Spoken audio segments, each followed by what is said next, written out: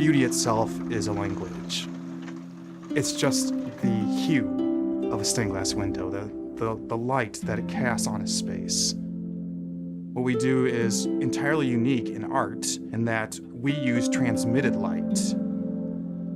There's something about that you can't really get in any other art form.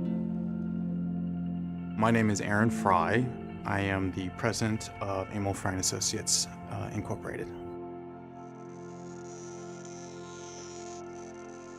I am the 5th generation of the studio. It was founded by my great-great-grandfather and handed down for 5 successive generations now.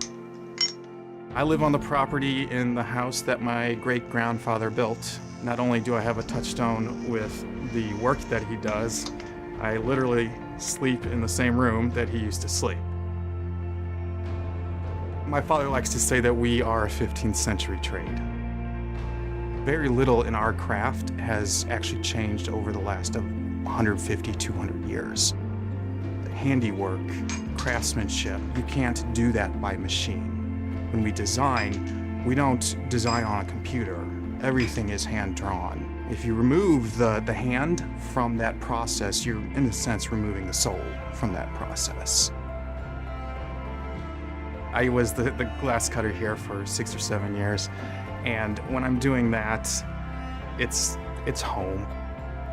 For me, it was the color, the collection, and being able to be that first step in forming a stained glass window.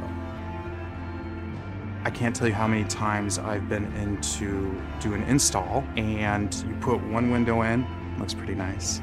You put 2 more in, it's starting to look great. The impact of stained glass upon that space transforms it. St. Louis is really lucky. They had a crowd of talented architects. Those architects designed some incredibly beautiful buildings. These are churches that St. Louisans don't recognize how lucky we are to have them. Back in the day, when churches were being built at a breakneck speed, art was a communal possession.